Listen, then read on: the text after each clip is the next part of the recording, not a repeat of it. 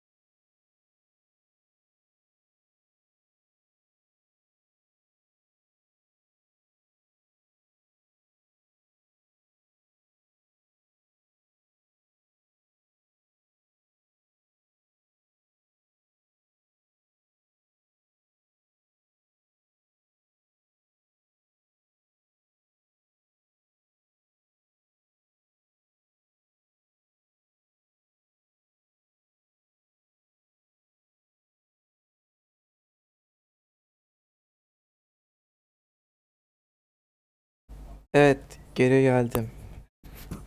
Suyu da kendime almadım ha. Kendime almadığım suyu yanlışlıkla unuttum. Acaba ses var mı?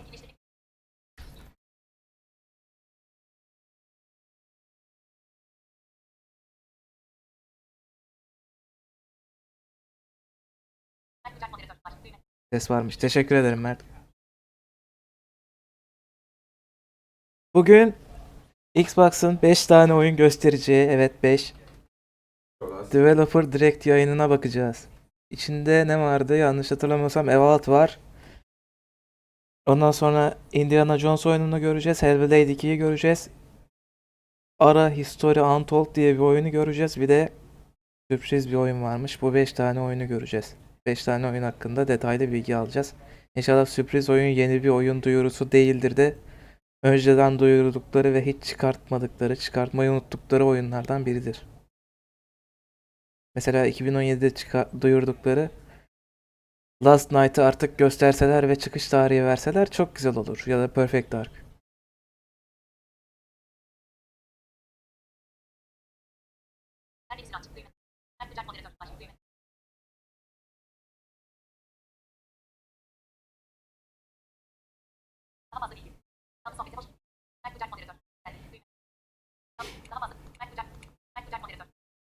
Strateji oyunu var mı? Bilmiyorum ki. Yani Hellblade 2 strateji oyunu değil. Evolved strateji oyunu değil. Ara History Untold'u bilmiyorum. Belki o strateji oyunudur. Indiana Jones zaten strateji oyunu değil. Uncharted'ın bayağı önceden Uncharted'lık yapan bir karakter. İşte filmi de var zaten biliyorsunuz. Belki sürpriz oyunlarından bir tanesi stratejileri. Bir de Ara History Untold belki strateji olabilir. Onu bilmiyorum.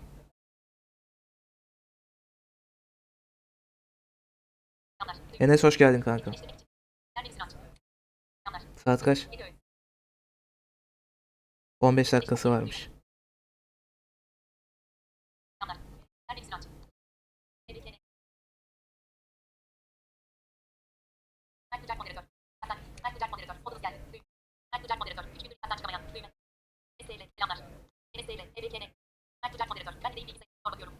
Geçmiş olsun kanka. 12'de değil 11'de. Ben 11'de diye hatırlıyorum. 12'de ise de bir saat başka bir şey yaparız. Diyeceğim, şimdi yapacak hiçbir şey yok. Bilgisayarda oyun var ama kendi oynayabileceğim bir şey yok. Mortal Kombat'a gireriz belki bir saat. Eğer 12'de ise.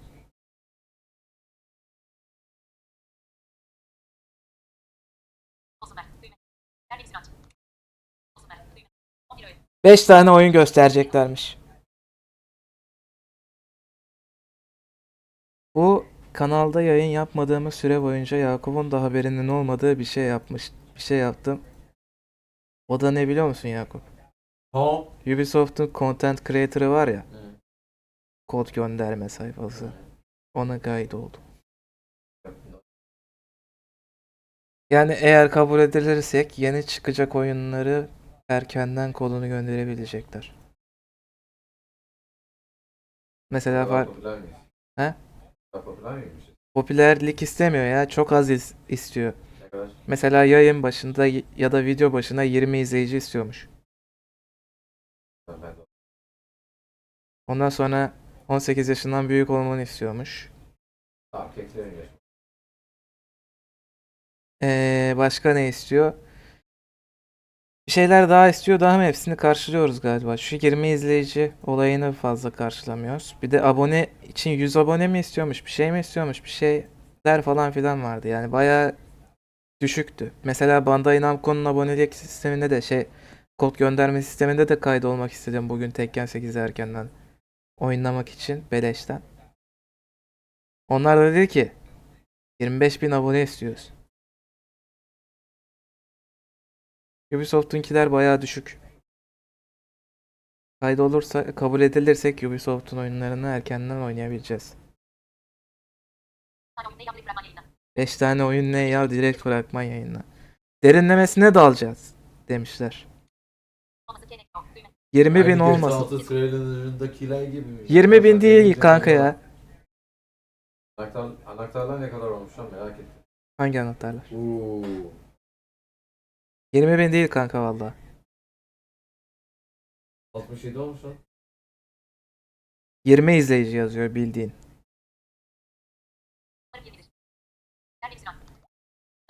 Valla İngilizce olmazsa Türkçe sayfa da var. Orada 20 yazıyor.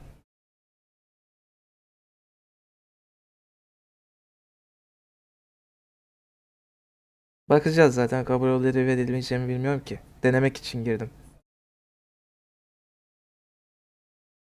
Yayınkine de katılacaktım ama onu bulamadım. Yani buldum da yapamadım.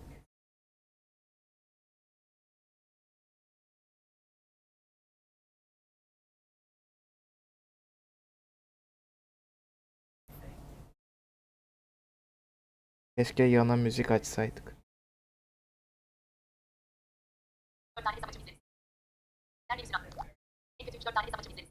En kötü 3-4 tane hesap açıp izleriz. O da olabilir. Kesin saat 11'de diyecekler ki yarım saat bekleyin.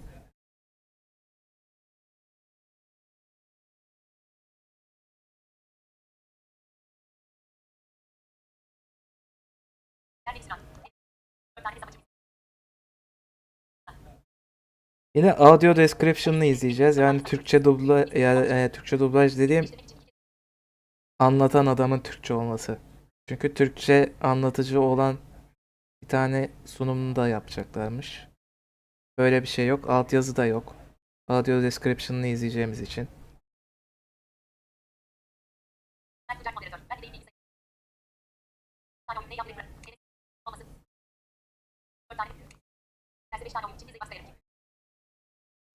Bakalım.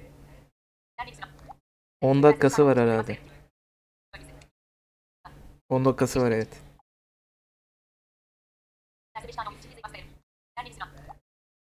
Onun dışında yayın yapmadığımız günden bugüne kadar ne yapıyorum? Mortal Kombat 1'i tekrar oynuyorum inceleme için. Diğer kanala da atacağım videolarını. Invasion modunun ilk bölümünü bitirdim. İlk bölüm dediğim bölümü. Johnny Cage'in malikanesi bölümünü bitirdim. İkinci bölümünde takılı kaldım. Daha geçemiyorum oraya. Onun dışında pratik bölümündeki komboları falan öğrenmeye çalışıyorum. Tekken oynuyorum. Bu kadar. Çok yavaş. Sahnesi. Yakup da Silent Hill 2'yi indiriyor. Yakup da yayın yokken Soulcraft'ta event kasmaya devam edip Silent Hill 3 bitirdi. Sahnesi bitti. İşte Silent Hill 3'ü biz bir haftadır 2 haftadır yayın yapmıyoruz Yakup. Sen de o haftada bitirdin ya, işte ben de o yüzden söylüyorum. Geçersin be kanka. İnşallah geçerim. Sub-Zero ile oynuyordum. Sub-Zero ile oynarken ateşli şeylere Sub-Zero iyi gelmiyor. buzlu şeylere Sub-Zero iyi gelmiyor. Elektrik al dediler. Raiden'ı aldım. Raiden'la geçemiyorum. İkinci yerdeki ilk düşmanı daha. Raiden'ı geçemiyorum diye bu sefer de Sub-Zero'yu aldım. Sub-Zero'yla da dondurup da geçemiyorum. Sürekli beni bir şekilde olduğum yerde dondurup beni öldürüyorlar. Tam geçeceğim zaman bakacağız. Remake çıksın oynayacağım. Silent Hill 2'yi günümüz bilgisayarlarında sıkıntısız oynayabiliyorsun. Enhanced Edition modu var. Evet, ben de onu kuracağım. Sıkıntısız çalışıyor. 60 FPS falan. 60 FPS çalışıyor, sıkıntısız çalışıyor. Oyundaki bug. Eski oyun, eski grafikler. Ezikleri sus. Yapmış. Yok onun içindeydi lan, bilgisayarda adam akıllı çalışmıyor. Bug'ları temizliyor. Nerede çalışıyor lan? Laptopunda fena çalışıyordu. Laptopunda fena çalışıyordu da 2 dakika sonra büyük ihtimalle şey yapacaktı. O yapmadıysa da oyun sende doğru düzgün çalışıyormuş. Ses ayarlarını bir şey yapman gerekiyormuş. O ses ayarını yapmazsan müzikler belli bir yerden sonra donuyormuş. O müzikler de sonra oyunu donduruyordu. Yo. Ben şu bilgisayarda oynarken başıma öyle geldi. Hiç olmadı ki. Benim başıma geldi. Benim başıma geldi. Scorpion al kanka. Bir dahakine öyle deneyeceğim. Mortal Kombat'ı tekrar hikaye modunu oynarken bugün Chapter 6'ya kadar geldim. Hepsini bitirdikten sonra diğer kanala atacağım. Her gün zamanlayıp atacağım.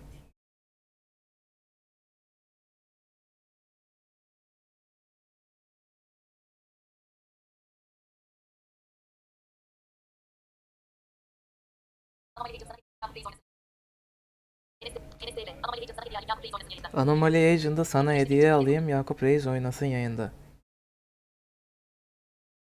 He? Anomaly Agent'ı sana hediye alayım, Yakup Reis oynasın yayında demiş. Anomaly Agent. Geçen demosunu oynadığım bir tane Türk oyunu vardı ya.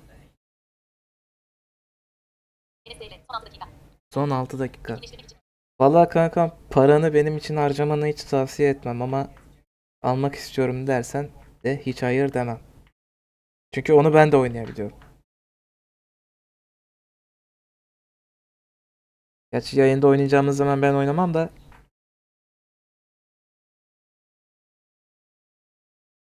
Var ya, bir de Television Nick'te var ya şey. Bedava verirlerse var ya orada. Division 2'ye mi? Böyle bir şey olursa sana söylerim. Söyle, arkadaşlar da söyle. Arkadaşlar da söyle. Division 1 geçen yıl mı?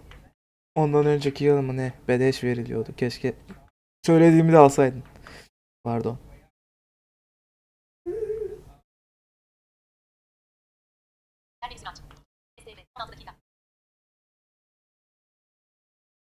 Division'ı ben ne kadar almıştım da 15 liraya mı ne almıştım?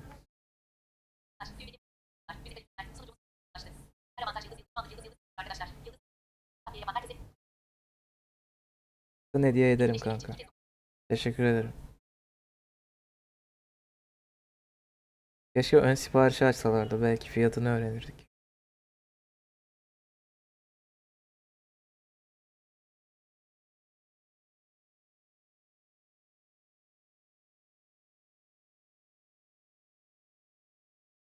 Laura bildiğin Jason'ın fena laf atıyor. Hazır mısın? Osuruk suratlı. Laura tam çocuk nasıl davranırsa öyle davranıyor. Laura'nın tema müziğini bizim Sagopa Kajmer şarkılarından bir tanesinde kullanmıştı. Sana gösteririm. Yayın bittince. Go go go go go go. Güzel şarkı. Go. Güzel şarkı.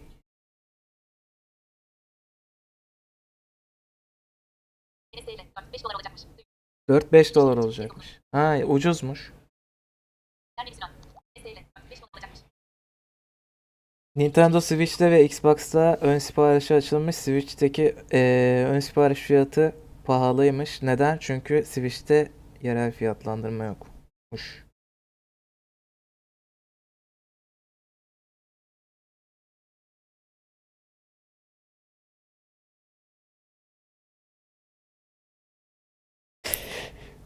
Ey, pardon.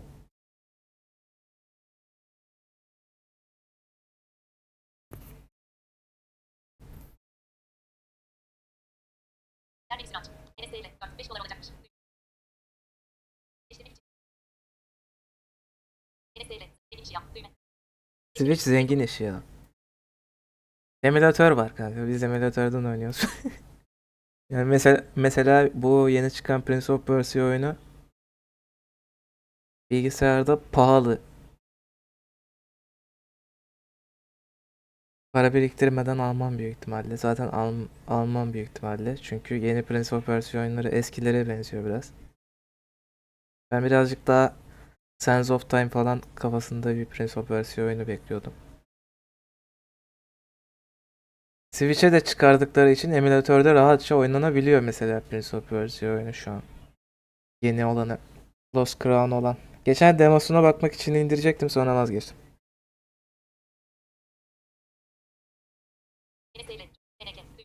Sağ ol kanka.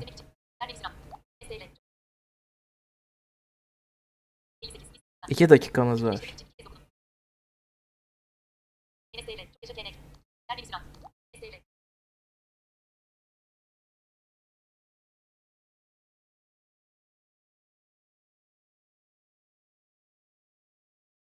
Mortal Kombat 1'i de almadan önce Switch'te denemek için indirmiştim. Almadan önce. Hatırlıyor musun? Hatırlıyorum. Mortal Kombat 1'i de denemek için Switch'e indirmiştim. Oynayacaktım hikaye modunu falan. Switch'te hikaye modunu bulamadım. Bir şey koruman gerekiyor dedi. Onu bulamadım. Erişilebilirlik de doğru düzgün çalışmıyordu. Switch her zaman biraz hem zengin işi hem de biraz eksik özelliklerle çıkıyor oyunlar.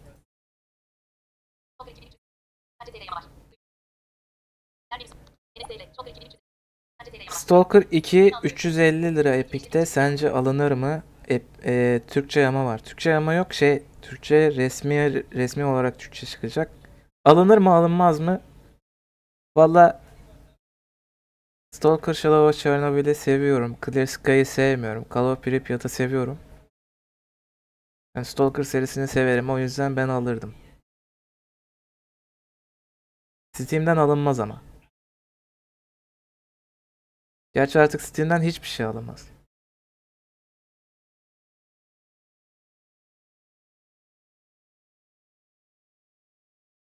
Eğer Dying Light 1 ile 2 yoksa Epic kütüphanenizde, Epic kütüphanesinde 100 bilmem kaç liraya, 100 küsür liraya Dying Light 1 ve 2 paketi yapmışlar. Onu alabilirsiniz.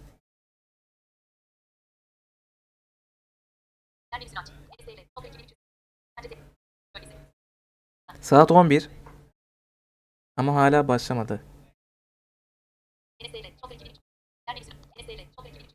Bir F5'leyelim. Hala başlamamış.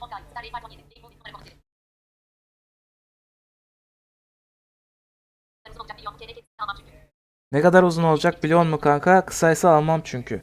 Yani biz Stalker Shadow Chernobyl'de Clear Sky'da falan yan göreve gitmedik.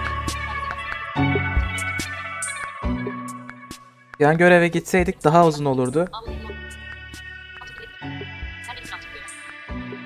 Büyük ihtimalle 40-50 saat, 50 saatten bile fazla olur. Her şeyi yapacağım dersen.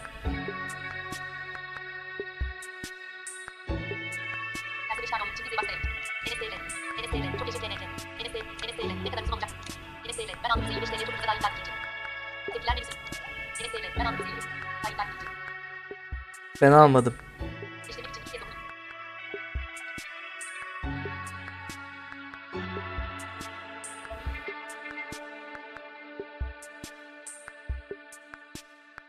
Bayağı uzun olacak kanka Stalker 2. 350 liraya değer diye düşünüyorum.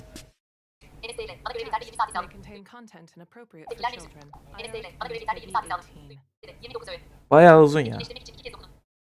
In slow motion, various developers enter elevators or glass doors. They stride into their Oyun offices, gösteriyoruz. Onu heads neden held gösteriyoruz? high. Allah Allah.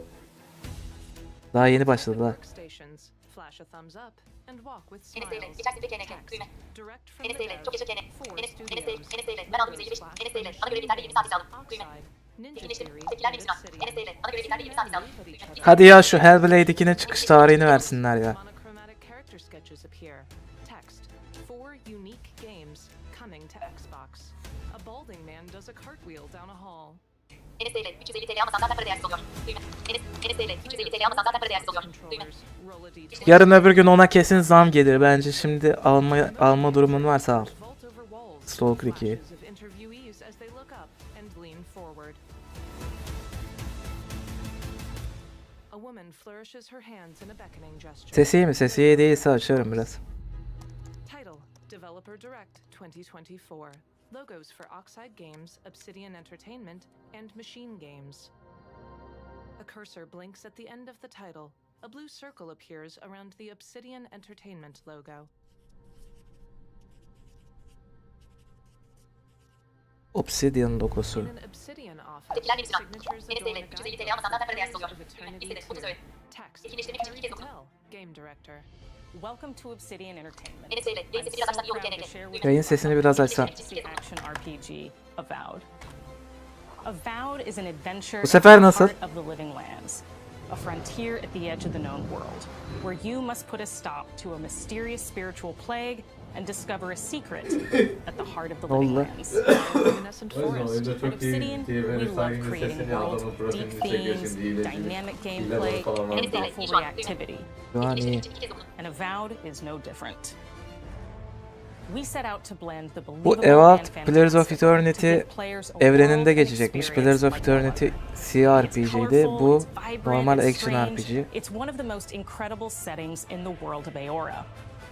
There's going to be a lot of great secrets to discover, one of which has a really personal connection to you as the player character, and you're going to have a great time getting to know those secrets and leaving your mark on the world. Yeni Skyrim ne And zaman when it çıkar? comes to encounters, our combat Skyrim is the PlayStation best 5 of the Edition falan. moment-to-moment fun that comes with Bu action sefer oriented Oblivion'ı gameplay remaster and the edecekler diye bir depth and breadth of söylenti var. choice that you get with an RPG. Gameplay, first-person shooter. Here to talk more about FPS Avowed's gameplay. combat is Gabriel Paramo, gameplay director.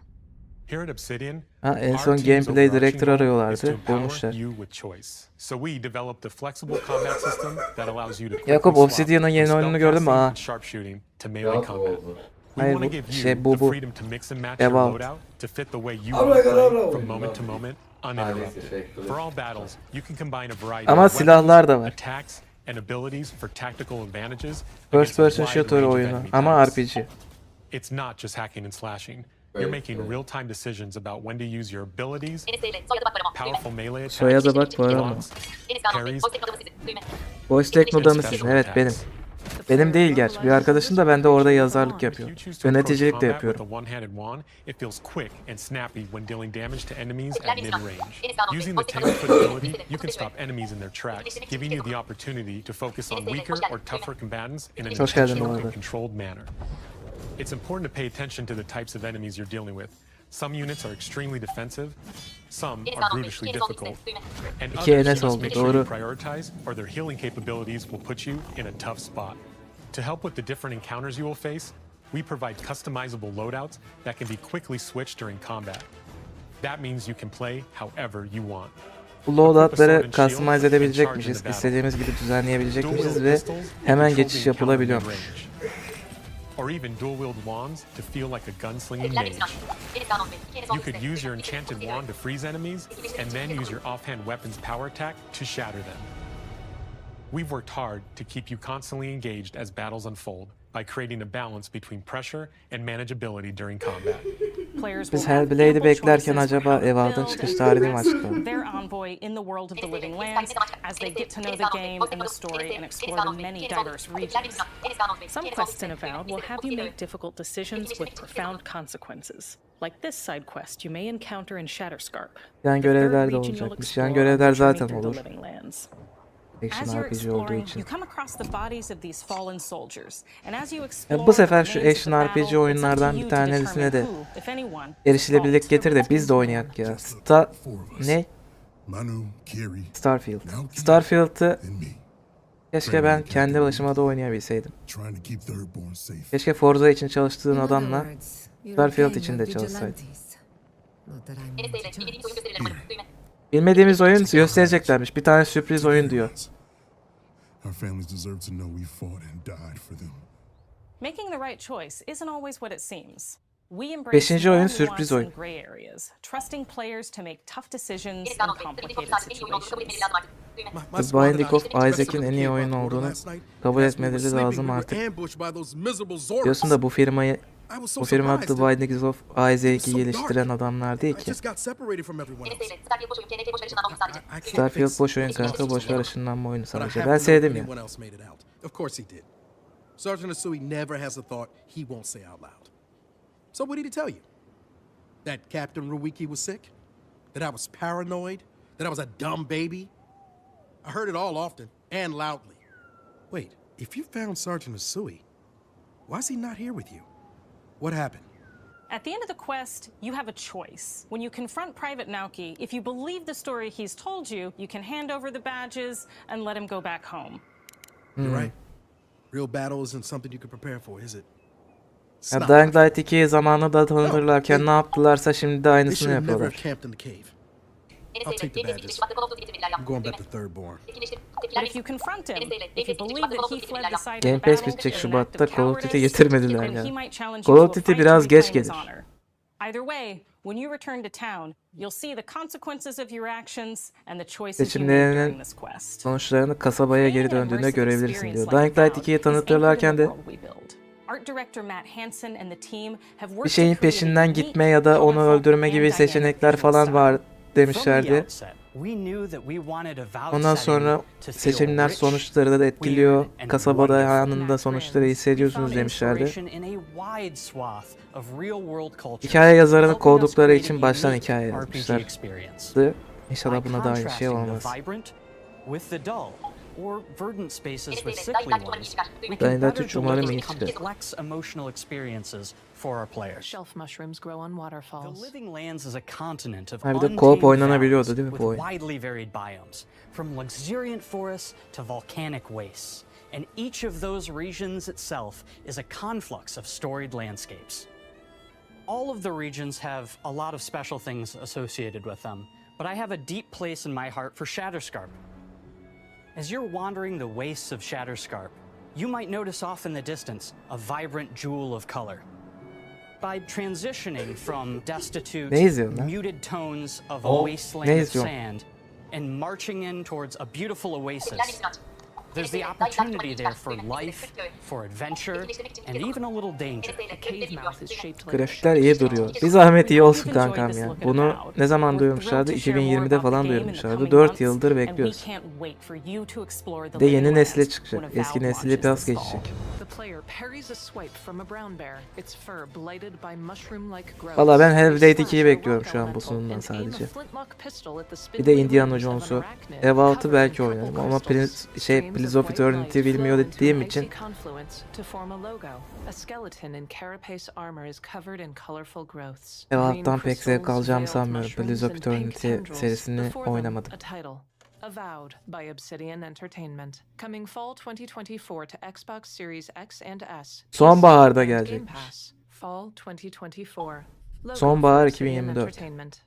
Back on the Enes Bey'le developer Bey'le direct Bey'le title screen, PC'ye düzgün handwritten çıksa text keşke. appears on the Keşke bir Avowed title optimizasyon card. oluyor. Fall 2024. AMD ile çalıştıkları bütün oyunlarda böyle oluyor. Ninja Theory. Ninja Theory. Hellblade 2 geliyor. The Ninja House building sits on a sunny street. Inside, developers work in an open office space. A white man wearing a beige button-down shirt sits on a couch. Hi, I'm Don Matthews, studio head here at Ninja Theory in Cambridge, UK. Hadi artık çıkış tarihi ver. Ve birazcık oynanış göster. Herkes oynanış bekliyor. Ben beklemiyorum da.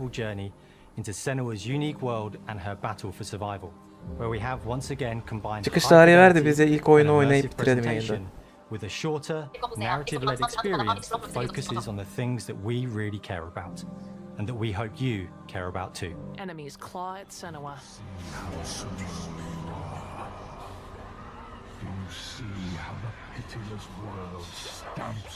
Melina Jurgens. Senua is back with a new quest. She wants to stop the Vikings who raided her village right at their source, in Iceland. But not just her quest has changed. Senua herself has grown since the first Hellblade. She's made peace with her past and is no longer in such fear of her visions and voices. While the Furies are still her constant companions, she encounters new people along the way, some of which will value her unique perspective, and others who will reject it. Little by little, this settlement Nvidia'ya yeni kartı da yeni çıkıyor. Eskileri tırt. became my tribe. Bu oyunun birisini aldım. Oynayacağım. Bakalım nasıl. Ben biraz oynamıştım önceden. İlk çıktığında falan 2017'de falan. Güzel oyundu ama hiç bitirememiştik. Hem Yakup'la oynamıştım hem kuzenle oynamıştım. İkisini de bitirememiştim. Şimdi kanalda bir daha oynarız, bitiririz. Senua will face up to giants who have plunged the land into chaos, and which in turn has seen the rise of the Droiga, a violent threat that has swept through the settlements, as she'll discover. Senua hacks at their rotting limbs. Senua will make new Çıkış tarihi enemies versin artık. and also new allies who will come to see her unique perspective as a beacon of hope. And she'll discover along with Zor us mu yoksa karışık how mı? this viewpoint can have its Oynadığımız advantages. şeye göre kolayla zor orası bir şey ya. Oynadığım süreye göre anlatırsan. Senua is a Celtic warrior who experiences psychosis. Seeing things that other people don't, hearing voices, and having unique beliefs about the world around her. To bring Senua's perspective of the world to life in a truthful way, we have once again Kulaklıkla oynamanı tavsiye ederim. Kulaklıkla oynayınca acayip iyi oluyor bu oyun. as well as Hellblade. people with lived experience of psychosis. Delirmenin eşiğine geliyorsun. Bunun yüzünden. Players will find themselves traversing beautiful and hostile environments, seeking answers from Düşmanın patterns nerede and olduğunu signs falan that Senua söylüyor sees in kafandaki her own sesler. unique way. Diyor mesela Battling through arkanda. encounters with enemies that will push Senua to her limits. Şimdi korunma falan filan yap diyor.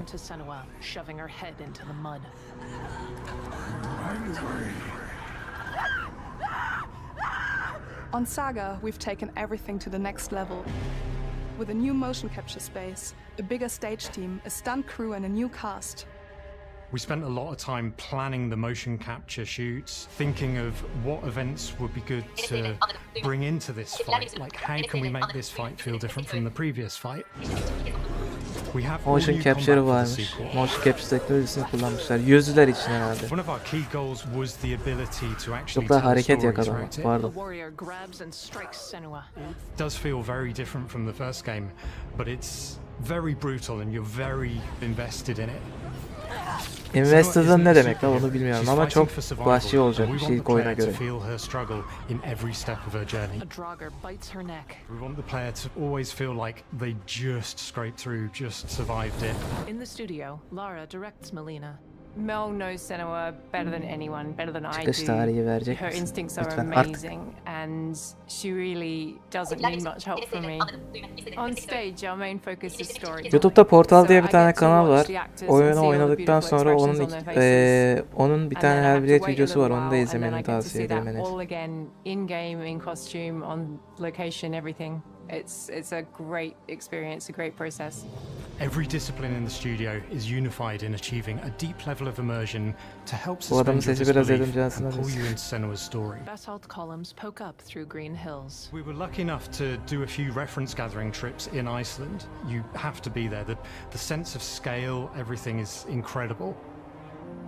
And you see a scene or you see a small section of the game and you're like, yeah, that works, that's amazing. Text, David Garcia Diaz, audio director. Senua experiences reality differently. Audio director and a geldi. part of this manifests in the voices she hears. These voices Sizin come to önerilerim life en kötü through ya da binaural direkt audio, oynarım. which provides a good representation of this type of auditory hallucinations. Bakalım çıkış tarihi As we versin focus in ondan immersion, sonra oynayıp binaural oynayayım. audio is Ne zaman perfect for these oynayacağımız types of merak ediyorum. audios. You surround yourself in a three-dimensional space. Lan oyunda adam koyuyorlar yayına çünkü oyunu anlatıyor. In this game, through special audio technology and Şaka some yapıyor. extra little things within the game, There is music there by now. Yayını Every single adam sound has the potential Bunu to ben be Yakup'a da so almıştım. Bunun ilk oyununu everything is hediye olarak. specialized Adama yayın around you and it's a koymuşlar. very beautiful Acaba Yakup da experience. kendi kanalında bunun ilk oyununu oynar mı? Ne? Beyblade. Music is a Aa, strange bunu language in the ilk oyun. sense that it speaks to our emotions fast. Ben seviyorum ya. Kulaklıkla oynarsan çok güzel oluyor bu oyunu. So when you listen to İnanamıyorum, Hellblade, yayını adama you know it's koymuşlar. Hellblade. David plays a piano. On the music we are working with Hylum, which for me is a personal privilege Bu because delirmeyle falan filanla alakalı bir oyun. Game Awards. Ama we feel kılıçlı. their craft, their depth, their meaning in the music, it really connects with our game and elevates Bu it kanalda to oynayacağız da Yakup something sen really kendi special. kanalında oynar mısın We are onu also bilmiyorum. working with a heavy metal singer, throat Güzel oyun. singers, and our very own Furies. They sing so beautiful, and we add that binaural touch of music. So this all creates a very immersive and a very special and unique experience. Melina dons a face capture headset. Don. Our mission here Onu at Videoları is to alacaksan craft geç kaldın life-changing kanka art with çünkü game-changing onun tech. sitelerinde And that's our aim in bayağı Senua ucuza Saga. satıyorlardı. Hellblade 235 2 liraya is to falan not satıyorlardı. only see where Senua goes next, 15 but to dolara deliver çıkınca something Steam'e really 15 doların meaningful karşılığı for our neyse players. sitelerinde de aynı My fiyata hope is that they getirdiler. will really connect to Senua as a character, and even if they can't really relate to Erken what she's erişim going bittikten through, maybe sonra they know alınır someone bence that oyun. relates to that character, and they can then understand that person better. David. Well, I don't want to sound Herkes cheesy, New Cycle but oynuyor in şu a an. way I'm Senua, Hayatta kalmak right? oyunu, Türk oyunu bir tane daha. Güneşte patlama oluyormuş. Ondan sonra hayatta kalmaya çalışıyormuşuz. We all are Senua, and O bayağı iyi we are çıkış yaptı creating this şu an. character İyi that grows açıldı. and grows and grows and grows and keep growing and keep changing. So that makes it real. I'm so proud of the love, care and Müzik passion güzelmiş. our team here at Ninja Theory are putting into Senua's Saga Hellblade 2. Our hope is to not only create a game that is great to play, but to craft an experience that leaves you thinking and feeling. From our combat gameplay through to our action set pieces, from our cinematic scenes to our puzzle solving, everything is crafted in service of New Senua's journey. Cycle'ın fiyatı The journey neydi ya? that you can Unuttum embark ha. on Eyvallah. on May 21st. Title: 21 Senua's Mayıs. Saga, Hellblade 2 from Ninja Theory, coming to Xbox Series X and S, PC, and Game Pass on May 21st, 2024. 21 Mayıs'ta geliyormuş. Logo for Ninja Theory. Back on the New developer's Cycle. title screen, handwritten text appears over the title for Senua's Saga. May 21st, 2024. System notification appears. NEWCYCLE. Unknown user, guest, is waiting in the lobby. A cursor clicks Admit. The cursor drags in a new title card, nudging the Oxide and Avowed cards aside to make space. Logo for Square Enix. Square A Enix. circle appears around it. Sketches appear for a furry wolf-like creature. Text, rating pending, Xbox logo. An office building has windows protruding at topsy-turvy angles. Inside, a Japanese man wears rounded glasses. Final Fantasy'ni göstereceğiz. My name is Masaru Oyamada, producer for the Mana series here at Square Enix. Artists work on characters. Subtitles. I am pleased for this opportunity to give the Xbox community a sneak peek of Visions of Mana. Visions of This is Mana. the first new installment for the console in the mainline Mana titles in over 15 years, and the first to launch on Xbox. The İyi Mana bak. series began as Japonca konuşuyor ama İngilizce dublaj eklemişler. Erişilebilir yayında. all the elements of a true Mana game. An emotional narrative all about the power of mana, and the legendary Mana Sword, a quirky cast of characters, memorable music, and a weapon-based battle system. We've produced 17 of these beloved titles so far. Titles appear for Children of Mana, Secret of Mana, and more. With 30 years of Mana history behind us, we're incorporating all we've learned into Visions of Mana to create a game brimming with everything that makes the series unique. Gameplay, third-person platformer. You can really lose yourself in the vibrant environments of the world of Mana, where nature and the elementals live in harmony. A red-headed boy, Val. Fan-favorite monsters will also be making a welcome return. Val slashes at Lullibuds and buck-toothed yellow rabbites with his sword. Outside the Square Enix office, Masato Bunu talks with an oynamam. older man. Erişilebilirlik modu gelirse belki I oynarım am joined sonra. by the creator of some of those monsters and father of the Mana series, Koichi Ishii, to tell you what to expect from the Visions of Mana. Ben Final Fantasy 7'nin orijinal versiyonu için bekliyorum. Hello, I am Koichi Ishii from Gretz. I am so happy to introduce the newest game in the mana Abi çok komik konuşuyor ya. Subtitles for Koichi. Since the start of the series, I've been designing monsters for these games. Vallahi çok komik konuşuyor. There are even some monsters in there that I had in my head since I was in elementary school. For Visions of Mana, I supervised the implementation and transformation of enemies from pixelated spirits into living, breathing monsters for you to encounter in the game. A rodent like Chobin Hood hops happily, its fluffy yellow ears bobbing. A red and purple mush boom flips onto its head and spins. Childlike drawings show dozens of monsters in watercolor. Ever since we made Final Fantasy Adventure, I've focused on how best to represent the fully formed living creatures in my head using the latest tools available to me. This applies to whatever project I work on. Keşke PlayStation 5 olsa Final Fantasy Rebirth oynasam çıkınca. PC'ye gelir ya 6 ay sonra falan bekleriz. The monsters aren't just the adorable little creatures you know. I made sure to add frightening elements to their designs as well. Ben de PlayStation 5'i Pay attention to their expressions during the fight scenes. Subtitles from God of War, Ragnarok ve The Last of Us Part 2 için istiyorum ama bekleyeceğiz. Bir de Spider-Man 2 için istiyorum tabii.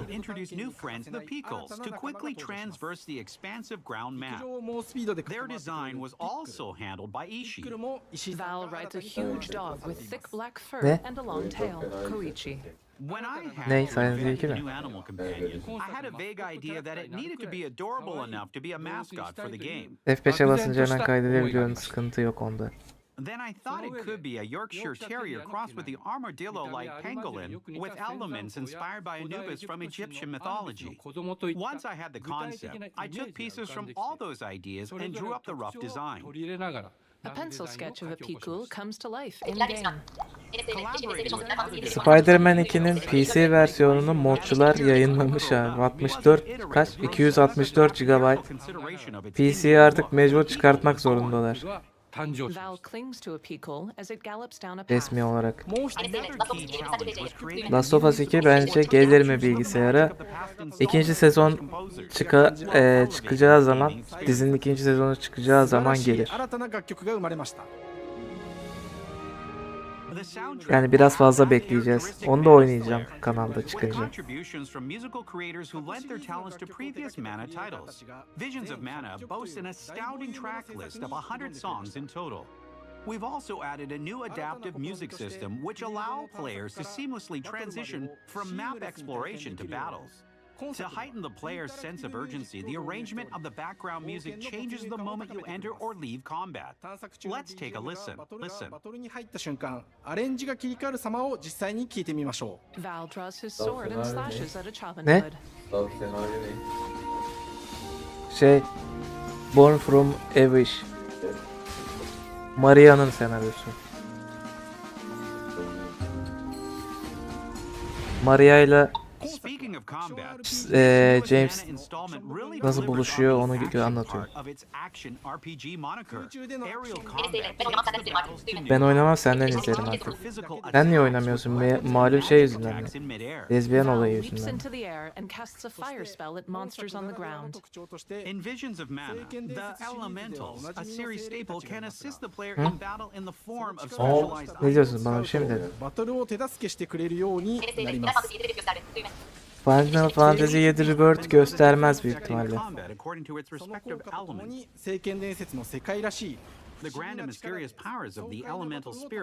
Bu Mana serisini nedense sevmiyorum ya. Koichi. I am very proud of the Pikals and the new versions of the monsters. Most importantly, with Oyamada at the helm, the whole team has worked tirelessly to make Visions of Mana a faithful addition to the series. We hope you're looking forward to the game's release. Normaldir. I personally can't wait to Babanın get a bilgisayarı chance to play the kaldırmıyor full burada. game myself. Koichi touches his hand to his chest. Masaru. This is the first time Ablanın Mana bilgisayarıdır. is releasing on Xbox. Babaya da We indirmiş, will be sharing kaldırmamış. more information soon, so keep an eye out. İngilizce dublaj Japonca dublajdan önde gidiyor. Japonca dublaj değil gerçi. Adamın kendi sesi. Japon. La oğlum Japon. Back on the Developer Direct title screen, handwritten text appears over the Visions of Mana title card. Summer 2024. 2024 yazında A circle çıkıyormuş. appears around the Oxide Games card. Sanırım oynamam.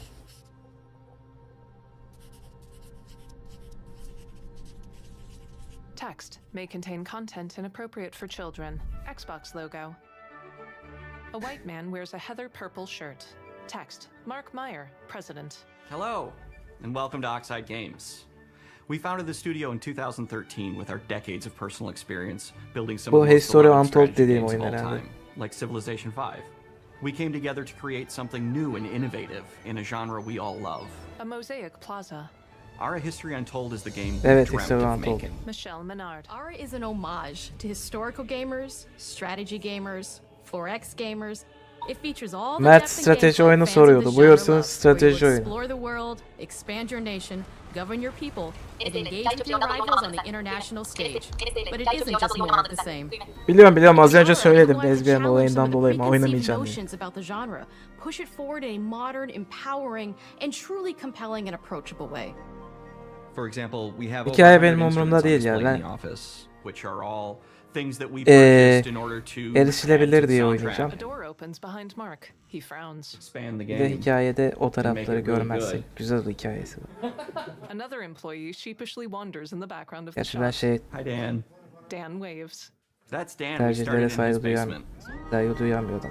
It's been an Saygı amazing duyuyorum process gerçi. to see from concept to completion. We started small, building a robust game engine, questioning our design assumptions, and prototyping out features, rediscovering what made us fall in love with strategy games in the first place. The end Strateji result oyunları is da bana ARA, göre the değil. historical grand strategy game that presents a living world. Umarım bilgisayar and you can düzgün rule çıkar. how you Umarım. want to rule and chart your own path Yine to aynı becoming the firmaya most yaptırmazlar. prestigious nation on the planet. Michael İnş. Callif. We knew we needed deep systems with outcomes that encourage exploration and give Ama players the sanki power aynı to firmaya experiment and yaptıracaklar make gibi. meaningful Naughty Dog'un strategic bütün choices oyunlarını aynı while firmaya still having yaptırıyorlar. agency over their play Uncharted'ı da o firma We yapmış. also wanted to explore more in Iron different parts Galaxy. of history and give players from around the world the chance to see the game reflect their unique perspective and not just ours. Dorian Newcomb. And finally, we knew that for players to feel the impact of their decisions, they would need to see their choices reflected in the game world itself, not just through numbers on a menu. One of the first differences you'll see when you dive into ARA is what we call the living world. It's a procedurally generated alternate Earth, bursting with life, an intuitive, authentic, and immersive space, a blank canvas for players to paint the society of their dreams. Michelle. The living world İnşallah isn't just a sürpriz map. oyunu It reflects the Vision choices olmadı players değildir ya. make over the course of the game. They can see everything from the settling of the wilderness to cultural influence on architecture over time to the thousands of citizens living their lives and reacting to the changes. We want players to feel like they're truly occupying the world, leading their people as they thrive and grow. Core to the vision of ARA is our philosophy of rule how you want to rule. And no feature better exemplifies this than the prestige system. Michael.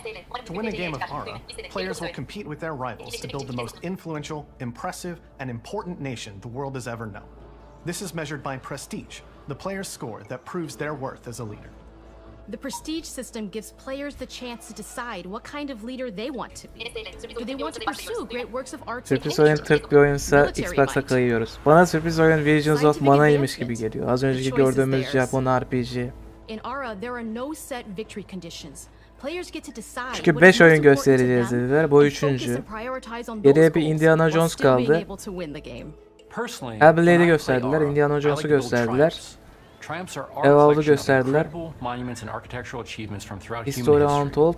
Like the Great Aha bu da Pyramid of 5. Giza. oyunmuş lan. They're hard to build, Bir de but worth Visions it, of Mana. giving huge prestige bonuses and game-changing İnşallah abilities sürpriz to oyunu the Visions of nation Mana that değildir. constructs it. Gameplay, real-time strategy. Indiana Jones var. ARA that I'm personally excited Indiana about Jones'u is görmek our istiyorum. crafting system. The crafting system offers a unique challenge to the player that they generally won't see often in the 4X genre. Succeeding at balancing, gathering the right things, turning them into the tools that you need, and then finally getting to the outcome or reward of something like an important improvement or triumph just changes the challenge that exists in ARA compared to other 4X games. Crafting 4X plays out in strateji. Aura at a national scale, with players honing and combining the natural resources 4X they harvest olmasaydı- into all manner of goods and components. Those are the foundations RTS of olsaydı, everything, real time from art, international trade real to time improving strateji their cities and olsaydı citizens' babayı lives, oynatırdım. and even manufacturing the weapons necessary to draft military units. The crafting system in Aura encourages thoughtful, advanced planning. It rewards players who can see the strategic outcome Sende Game of all Pass their var mı? collective Game Pass'i iptal decisions, ettim ya. and not just the individual ones. Oynamak I'm istediğim proud bir of şey the work olduğu that's zaman gone into our simultaneous turn başlatacağım. system. Mesela Death Space Remake'i ne zaman Many oynamaya strategy karar games verirsem have o zaman players alternate başlatacağım. taking turns and reacting to their Bitirene opponent's kadar devam moves. edeceğim. In Aura, all players' Bittikten sonra actions are kapatacağım. resolved at the same time. Bir This tane oyun rewards satın players' alıyormuş ability gibi to ya. navigate uncertainty, to predict and strategically plan for a Atomic Heart variety of için scenarios başlatacağım. in the Atomic moment. Heart'ı bitireceğim, This geri system makes kapatacağım. Aura a variety Death of Space Remake scenarios için in the başlatacağım, moment. bitireceğim, This geri system makes kapatacağım. Aura just feel more real. In a typical strategy game, once your turn is finished, you have to wait for a long time. With Mesela bu simultaneous turns, Hellblade generally 2 speaking, falan those times are bir very işte biri low. You çıkarsa get to ve keep playing malum the game ortamlara and düşmezse stay engaged yine rather aynısını than having yapacağım. those periods of downtime where you're not doing anything. It's not easy sifting through all of history and picking what to include. For Aura, we wanted to offer a fresh perspective, so we looked at cultures and societies throughout the millennia with the broadest lens Tamam possible. gelirse almazsın Where ama this alırım onu. approach really shines is in our leaders. Leaders are so often seen as Alırım. military personnel or prominent government figures, but leaders come in so many different forms. They're thought leaders, scientific and cultural prodigies, and many more. Each leader in Aura has a number of special Olmazsa Epic abilities Games'ten determined indirim by their bekleriz. personality traits, as well as a powerful and unique leader trait informed by their contributions to world history. With a diverse global roster, we know players will find leaders that they will want to play. And even a few that may surprise them with how fun it is when those leaders are handed the reins of power. 4 smiling devs play a board game at a table. For us at Oxide, player feedback is the only way to really understand what you're making. It gives us that priceless perspective from the people we're making Aura for, you. Building the game alongside real players has given us that critical player feedback. Mart'tan sonra In the 250'ye end, we geçer believe this gibi makes geliyor for a bana deeper Game Pass. connection Zaten between 200 the players 200 and lira the gibi game. bir şey One of my olacak. favorite 190 lira mı examples ne is when we ödeyeceğiz? first introduced the concept of dangerous Mart'tan wildlife to the sonra game. It turns out, almak in our first isteyenler generation, 190, it was 200 maybe a little 200 gibi bit bir too şeyler aggressive ödeyecek or çünkü disruptive. KDV We knew we geliyor. should probably make a change Oyunu when one of our insiders alanlarında. made a forum post that was just Cougars, cougars, Cougars, I hate cougars! someone get these feline demons away from me. I'm happy Resmi to report, gazetede based on more yayınlanan recent şeylere feedback, göre that I think we ended up in a good place with the overall threat oyun level of abonelik mountain lions to a sistemlerine, player's oyun citizenry. satın alımlarına falan KDV geliyormuş. Sanki çok ucuza alıyoruz da. bring you a strategy experience like no other. And we're so excited that we can finally see the finish line. We can't wait for players to get their hands on the game later this year. But the launch of Aura is only the beginning. We're going to maintain our insider program after the release date and continue to listen to players and support the game into the future. On behalf of everyone Erken at erişim Oxide olarak mı Games, thank you çıkacakmış for ya bu? joining us today. We can't wait for you to play Aura and to create your own history. Title: ÖTV değil işte, katma değer geliyor. From Oxide Games. Coming to PC and PC Game Pass %20 in fall mi ne? 2024. Zaten KDV vardı ama bir şey daha Back on the geliyormuş işte. developer direct title screen, handwritten text appears over the card for Aura History Untold. Fall 2024. Sonbahar 2024. A circle appears around the Machine Games logo. Oyuncu kalmayacak bu Text gidişle rating kimse pending. adamdır. Xbox logo. Several people play pool or lounge on outdoor chairs. Subtitles for Jörg Gustafsson. Hello and welcome to Uppsala, Sweden, the home of machine games. We Indiana are Jones. really excited to finally be able to share our work on Indiana Jones. Movie titles appear. Since the first film came out, Indiana Jones has always represented the ultimate adventure. Even today, it's one of the most iconic franchises in pop culture.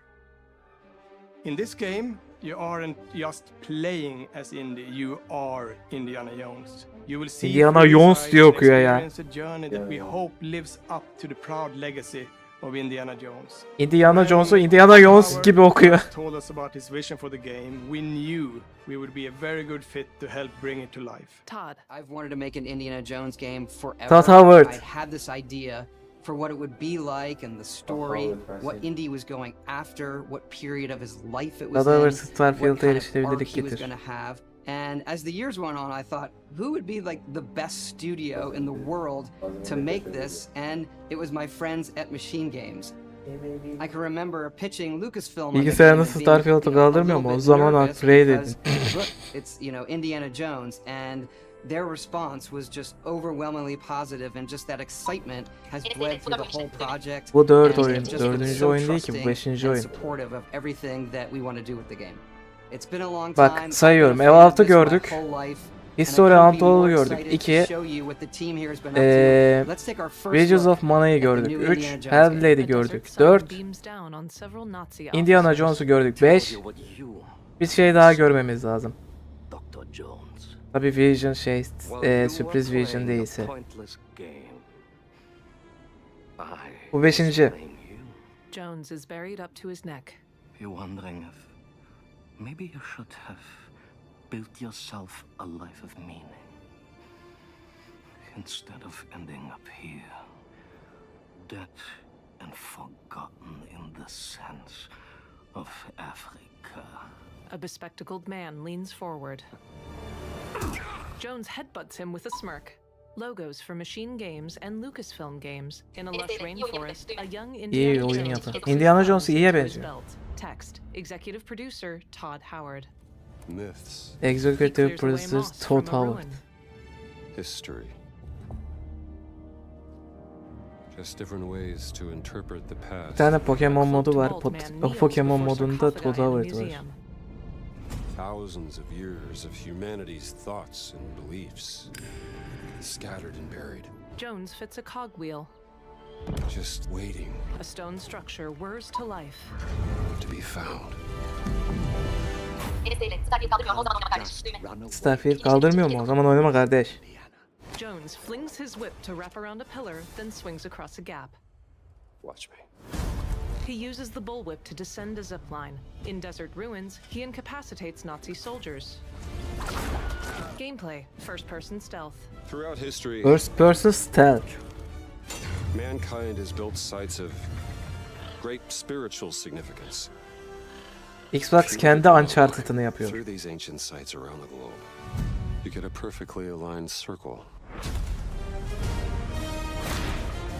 Jones swings from scaffolding, whips a soldier's ankle, then punches several different Nazis in the face. I've had run-ins with these guys before. He draws a revolver. Trust me. It ain't a walk in the park. First person shooter kamera first person shooter kamera deme ya. Ama dedi bile. A short-haired woman ducks under his arm. Jones crosses a suspension bridge, narrowly avoids a spike trap. Zaten Machine Games third person yapmıyordu, sıkıntı yok. Machine gun on a propeller plane. With a running jump, he leaps from the wing of one plane to another. He reads from a stone tablet. Patron of the fallen angels. Protector of the Circulimani. The Great Circle.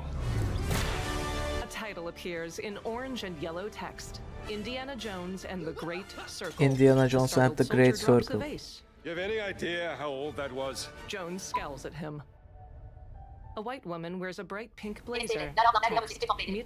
Tomb Raider'ı özledik. Lara ablam Indiana nerede ya? Jones is such an iconic character, and he means so much. Bakalım firma kapanmazsa yeni bir Tomb Raider oyunu gelir. Studio has their own indie stories and memories. Most of us grew up with his adventures and have been fans of the movies and the character for years. Uçaktan uçağa atlama He's a vay. brilliant archaeologist. He's a charismatic everyman. He's passionate. Güzel işte, güzel çıkabilir. Machine Games'e ben güveniyorum. He's synonymous with adventure. Edward Curtis Sylvester. Now we have the opportunity to tell a new Indiana Jones story for a modern gaming audience. Our game is all about putting you in Indy's shoes, letting you see and feel what he sees and feels. For us at Machine Games, we do that best through first person. It's the ideal perspective to bring you into the rich, exciting and interactive world we've built. We believe that being up close and personal to the adventure is key, making each action Türkçe feel like çıkartın be. Bakalım. Whether it's cracking your whip, solving puzzles in ancient temples, or seeing your knuckles go bloody in a Dev fist fight, all of tapınaklarda these moments are much more puzzle'ları intense çözmeye in falan. first person. Bulmaca But we çözmeye. still want you to have those moments. Yani Seeing Tomb Raider'la this Uncharted iconic karışımı bir şey silhouette with yapıyorum. the hat, the whip, and so for things like cutscenes and environmental traversal, we pull the camera back for a third-person view. In a city, Aa third person kamera da var. Indiana Jones and the Great Circle is set between Raiders of the Lost Ark and the Last Crusade. Tam anlamadım nasıl çalışıyor ama When our third game person da begins, varmış. Indiana is working at Marshall College. He wakes up in the middle of the night to the sounds of a break-in and rushes to confront the Third thief person at da the varmış. college museum. The mysterious giant of a man makes off with what seems to be a Ne historically yapacaklar? Ara sahnelerde insignificant third person mı göreceğiz? sparking Indiana's curiosity. Who the hell are you? Following the trail, Indiana heads to the Vatican, hoping to learn why this particular relic was stolen, and discovers that things aren't what they appear. Starfield gibidir. Olabilir. He starts pulling at the strings of a mystery, and it all unravels until he has no choice but to see it through to the end, whatever the end may be. A map appears. A red line slowly draws from New York across the Atlantic. On next plane to Rome. Stop. Need help. Stop. Meet me in Vatican. Stop. Indy. Axel Torvenius. We always talk about how clever Indiana Jones is. That had to be one of our guiding principles when we were thinking about the type of game we were making. It wouldn't be Indy if he wasn't using his wits to get through the situation. The most authentic Indiana Jones experience we can make is the one that makes you think first. Pete Ward. Sure, there will be Born some from obstacles Movies. that will be more easily overcome with the revolver or a gun taken from a disarmed guard. But I think most of the time you'll have more fun and, to be honest, a more genuine indie experience by finding more clever ways to Allah ballandıra ballandıra anlatıyor. Umarım iyi ve Türkçe olur. Ya, iyi olacağını düşünüyorum ya. Ben bu Wolfenstein The New Order var ya. Wolfenstein The New Order'ı yapan ekip yapıyor. Wolfenstein The New Order, Wolfenstein The Old Blood, Wolfenstein 2. Bunları yapan ekip yapıyor. Bethesda, Wolfenstein Young Blood gibi bunu da co-op yapın demediğine göre iyi olacağını düşünüyorum. Çok yaşa Yakup Reis. Çok yaşa Yakup Reis demiş. We look carefully at each location and the time period the game is set in, and we're trying to make it as authentic and accurate as possible. Ne zaman çıkacak bakalım. Çıkış tarihi verecekler mi? O da var. Buna da sonbahar 2024 demesinler. Indiana Jones adventure. A Zeppelin hovers. One of the biggest ways to do that is with the music. John Williams is the original composer for the indie films, and we're really lucky to have found Gordy Hub. Orijinal müzikleri yapan adamın adamı da çağırmışlar. Filmin müziklerini yapan adama. Oyunun müziklerini yapıyormuş. To things like cinematics. We're very physical with our production style. We use a lot of stunt actors. 2025 demesin de demiş. 2025'e kesin kayar. And making a movie. And of course, our characters do a lot to help bring the world to life as well. Next to Indy, Gina is our other main protagonist. Where Indy is pursuing answers just for the sake of curiosity, Gina has a personal stake in getting to the bottom of the core mystery. Gina is an investigative reporter who has a lot riding on this adventure. She's been tracking a lead for some time, and now she's found an ally in this determined American professor. Their paths are intertwined, and they'll need each other in order to get to the bottom of this mystery. Gina holds a statuette. Okay then, let's see if we can keep up. Fine. What do you mean if I can keep up? We always love our villains and think we might have found our favorite one yet in Emery Ross. Is this GTA 6 çıkacak, diğer oyunlar boş kalır ondan. With the human mind and manipulating it. He's highly intelligent and the perfect foil for Indy.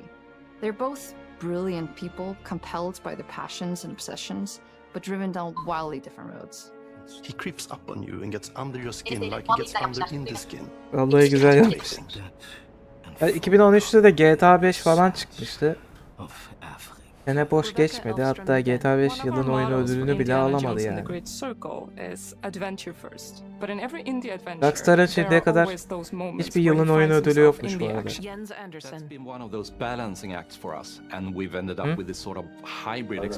Harbiden. Geçmişten günümüze yılın oyunu ödüllerine baktım. Bütün ödüllere baktım. Sadece Game of the Year'a değil mesela. BAFTA'ya baktım, Altın Joystick'e baktım falan. Hiçbirinde bir ödül alamamış. GTA 5'te de ödül alabileceğini sanmıyorum. Pardon, GTA 6'yla. Just like you see in the movies, Game one of our the Year'ı goals yine has been alamaz. to make the whip as fun and multi-purposed as possible.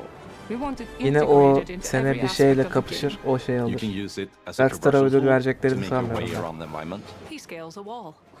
You can use it as a Şimdiye kadar distraction. hiçbir ödül töreninde A ödül soldier alamamış. turns toward the sound. And yes, you can absolutely use it in combat. Everything you'd expect from in this whip.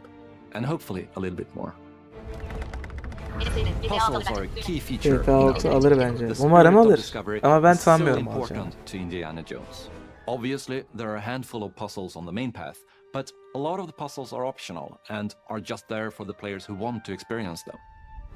Epic traps, Opsiyonel olarak small bir sürü secrets, puzzle and varmış. hidden Puzzle puzzles dediğim de that bulmaca blend işte ya. right in with their surroundings. One thing I love about the game is the level Sony of bir şey yapamıyor interactivity artık that çok. we have. We have this world of mystery where anything could potentially hide a secret.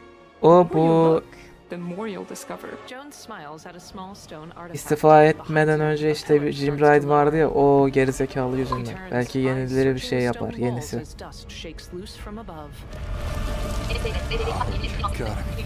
Bethesda'nın şunun hakkını yediler 2018'de. Ben bilemem. God of War'u daha çok sevdim. God of War'u babam oynarken izledim. Benim bilgisayarda. Bethesda'dan şunu seviyorum ama yavaş ya. Dayanamıyorum bu oynarken. It's exciting for us that we have been able to stay so true to the Indiana Jones franchise and create such an authentic experience while still being able to showcase what makes us us. We are making a game for everyone, whether you are very familiar with the franchise or not. Because at the heart of Indiana Herkes Jones için oyun is an yapıyoruz incredible dediniz. Demek ki erişilebilirlikte adventure. I getirmeniz think gerekiyor. that's something everyone wants to be part of. I'm also very excited to announce that Indiana Jones and the Great Circle will be coming later this year, and we cannot wait Bu yılın to share more soon. bu yıl çıkacakmış. Öyle söylüyorlar. Zaten bayağı gösterdiler ya, bu yıl çıkabilir. Takes his brown fedora, activates a puzzle, and whips several Nazis. He hikes through snow, admires a small artifact, and leaps between 2024 yılın oyununu biliyorum, Enomad Agent. and flashes a confident smirk. Title: Indiana Jones and the Great Circle from Machine Games. Available on Xbox Series X and S, PC, and Game Pass in 2024. On the title screen, handwritten text appears over the card for Indiana Jones and the Great Circle 2024. An icon drawer appears and the cursor selects Sadece 2024 diyor. DD24 outro sizzle.mp4. A plaza appears in a time lapse. A Pikul raises its head. Jones swings on his bullwhip. Bitti bu kadar. Interviewees smile, point, or adjust their hair. Güzel oyundu ama. Animals, children, and game developers. Title for Senua's Saga, May 21st.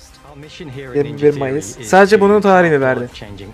Diğerlerine ya 2024 yazı dedi, ya 2024 sonbahar dedi. She rides a moped through the office. Furkan hoş geldin kankam, zaten bitmişti bu da. Doğum günün kutlu olsun kankam. You aren't just playing as indie, you are Indiana Jones. Cidden bu kadar. Bu kadar bitti.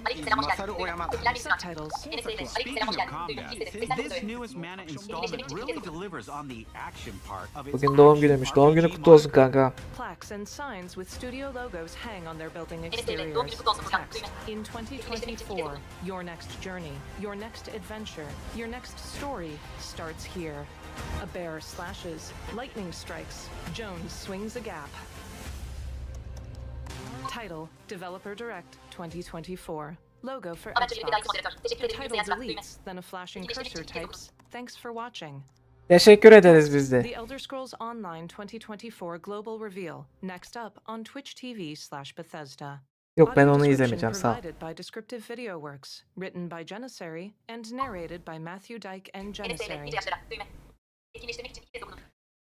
Evet arkadaşlar.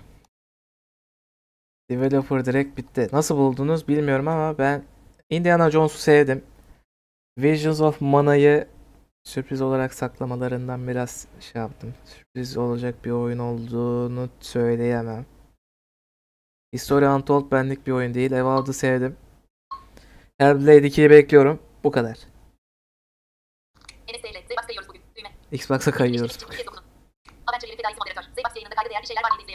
Xbox yayınında Hellblade 2 vardı. Hellblade 2'nin tarihi 21 Mayıs çıkış tarihi. Avowed'ın tarihi, çıkış tarihi sonbahar 2024. History Untold diye bir strateji oyunu var. Onun tarihi yaz 2024. Indiana Jones var. 2024 içinde çıkacağını söylüyorlar. Visions of Mana var. Yazık, ona da sonbahar 2024 mü demişlerdi? Bir şey demişlerdi. Unuttum şimdi. Bir de bir tane daha oyun vardı. Neydi lan? Avowed mıydı? İşte öyle bir şeydi. O da işte 2024. Hepsine 2024 dediler. 2024 sonbahar dediler. 2024 sonbahar dedikleri oyunlardan bir tanesi falan ertelenir. Sadece Hellblade 2'nin tam tarihini biliyoruz. O da 21 Mayıs'ta çıkacak. Biz de birinci oyunu kanalda oynayacağız.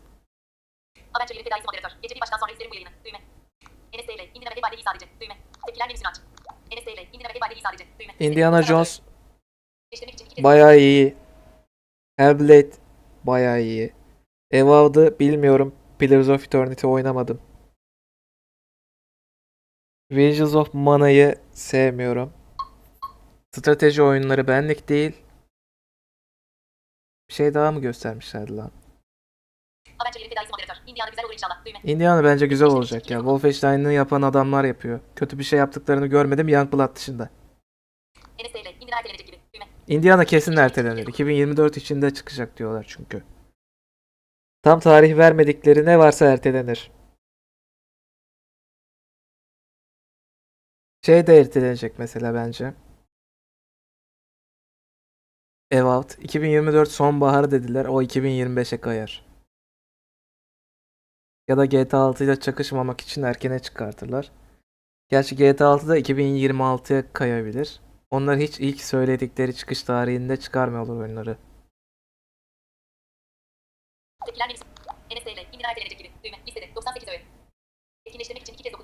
Indiana güzel ama.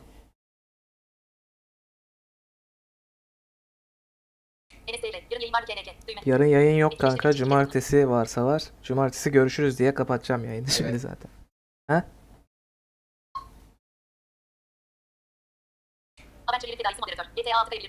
GTA 6 kesin 2026'ya kayacak. 2026 Mart falan diyecekler.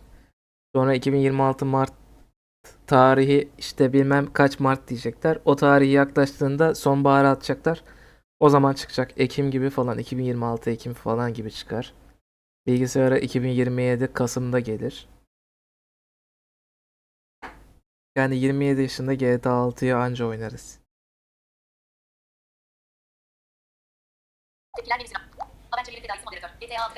Evet, kaç dakika oldu bilmiyorum ama kısa bir yayın oldu zaten. Sunum da kısaydı. 5 tane oyun gösterdi. Şu Visions of Mana'yı sürpriz olarak saklamasalar da iyiydi. Şimdilik bizden bu kadar arkadaşlar. Daha doğrusu benden bu kadar. Cumartesi günü oyun oynarsak. Cumartesi oyun oynarsak görüşürüz. Death Stranding oynayacağız cumartesi oyun oynarsak. Kendinize iyi bakın. Hoşçakalın.